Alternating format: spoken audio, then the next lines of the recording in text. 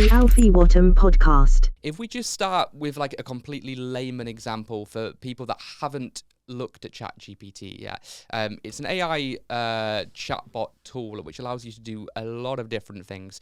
If you're listening on audio, now is a good time to turn on the video because I'll be showing a few clips of what it can do, just for the benefit of you chaps in the studio.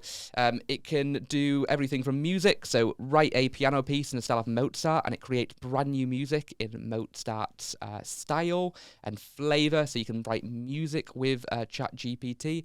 You also have code functionality, so write a complete Python program to play tic-tac-toe, and it writes its own code, which obviously could have big implications of replacing developers.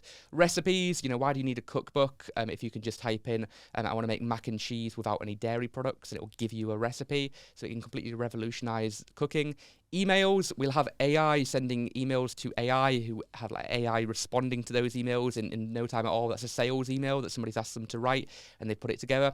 Search, it could replace Google, it could replace Bing. Well, it's already integrated into Bing, but explain quantum theory to a child in the style of Snoop Dogg. So you can have different styles, different accents. News, this could replace journalism. Can you write an introduction to a news story about Harry and Meghan's Netflix series? And it creates an article, it creates the news, the AI writes it. And games, like those old text adventure books where you'd go, open it up and it said go to page 13 if you want this to happen. You can play that game in ChatGPT, which is a fun use case that I just wanted to highlight. And then articles at the end, writing them for essays, writing them for homework, writing them for university dissertations. ChatGPT can now be your education assistant. That's a few basic examples of what this piece of tech can do, but the possibilities really are infinite and endless. And by all means, it's not perfect. There's still a lot of work to be done. There's a lot of holes, a lot of flaws in this, but when you see GPT, obviously it's pretty groundbreaking technology. But we're keen to get your perspectives on this. When you see what it can do, when you have heard people talking about it, Tris, what's your take on ChatGPT? So overall, I feel ChatGPT is like Clark Kent's superpowers. Yeah. So, Clark Kent on his own is just Clark Kent. Yeah, sure. But Superman needs Clark Kent to do his things.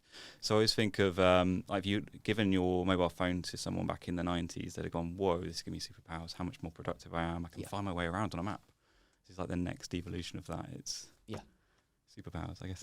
Exactly, yeah. It takes the regular developer, the regular person learning to cook, the regular, journalist, and it gives them a competitive advantage which they didn't have a year ago, and perhaps will replace them eventually. But for now, it certainly supplements what they do. Oscar, what's your perspective when you see ChatGPT and all of its functionality? Yeah, I think it's really interesting from the perspective of search. I think. We all know that Google search has some issues.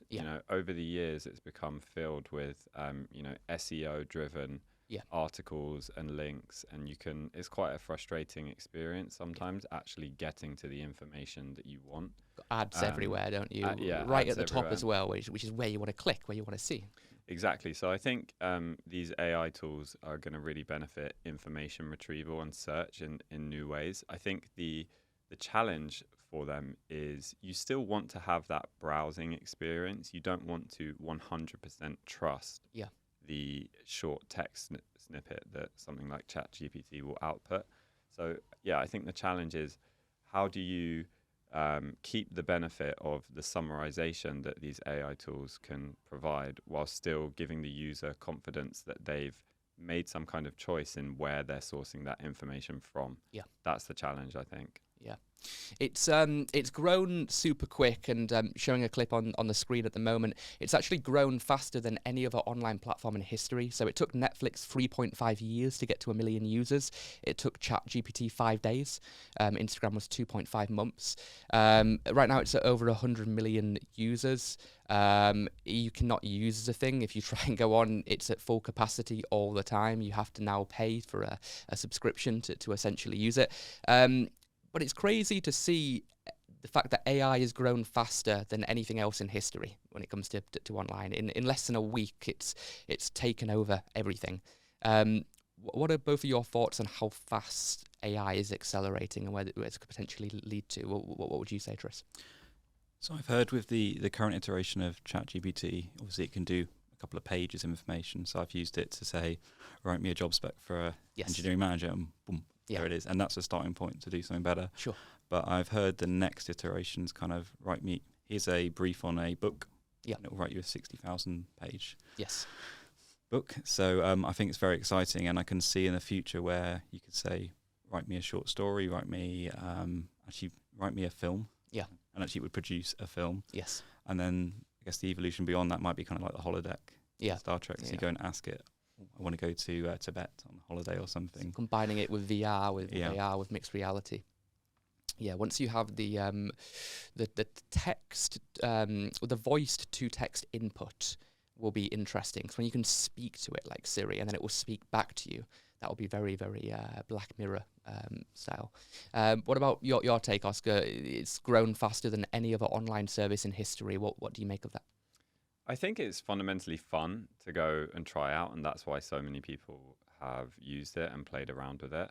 I agree with you on the voice input and especially the audio output as well, because when you're, when you have the output as text that's summarized in short form, it's easy to quickly listen to that rather than have to, you can't do a Google search unless you're looking at your screen. So I think that could lead to a lot of benefits as well in terms of less screen time, but you're still able to quickly access the information you need whenever you want it. You can have a conversation with your phone and or your watch, and it will have a conversation with you. There's no more Googling, having to find the right article. You just ask it a question, it will ask it back. It remembers your past answers. So, hey, what have you thought about that side of it? And it will give you a different answer, more information. Microsoft have obviously, breaking news, have invested billions into this. They've invested, I think, 10 billion to get the majority share, I believe, in the platform in OpenAI, which created GPT, and they have integrated this with Bing. They've integrated this with Microsoft Edge, which I know nobody really wants to use. So hopefully this will give them a little bit more of an advantage over Chrome. Same with Bing. I mean, when did you last Bing something? But maybe this will give them an advantage as opposed to Google in that realm. Do you think AI is going to be mainstream and everywhere soon? I mean, it already kind of is with this, but if we've got this integration into everything, then do you think it's just going to be like a regular piece of life, having an AI chatbot, having AI images, AI videos, and so on? What do you think, Oscar, about how mainstream this could get? Yeah, I think it's going to go mainstream in every single job. Think about what we do at Fountain with podcasting. One of the big tools that we use in terms of AI is transcripts. So obviously I talked about how we create the clips on Fountain through the transcript editor. Previously, that was actually costing us quite a bit of money because of the commercial transcription service that we were using. If you look at another OpenAI product, which is the Whisper model, very cool. It's significantly cheaper than the commercial transcription providers, and that's just their first version. So I think what this technology does is it brings these incredibly powerful tools to developers and just to individuals that maybe previously they would have to pay some kind of expensive subscription, and it enables new product features like just within Fountain. Right now, the transcript-based clipping is we only offer that to our premium subscribers because of the cost of that transcription. But you can see a path to whereby we would be able to just transcribe all podcast episodes running on the open source model instantly. Instantly, much faster than previously. So it just enables new product experiences where prior to the open source models, there would be a big cost associated with it. Yeah. What's your view, Tris, on the fact that this is going to be everywhere? I mean, I don't think you could just dispute that at this point. I mean, it's already kind of proven it's got legs. But do you see, parents, grandparents, people that are perhaps not familiar with technology using AI tools in the not so distant future? Do you think it's going to go like properly mainstream? I've actually got my mum to use ChatGPT. So I gave it her, and we kind of got some examples of what you type. She's like, write a nursery rhyme, bedtime story, around an injured cow, and how the children help it, and it does it, and she was absolutely like flabbergasted. how amazing that was. So yeah, I do think it. Same with VR. If you put a VR headset on, someone who's of older years, it's an eye opener, because for them it just completely blows their mind. Whereas I think if you're a little bit younger, then you might be more used to it. So. I bought my mum an Oculus, and she loves the thing. Yeah, and because she would, but she does. Yeah.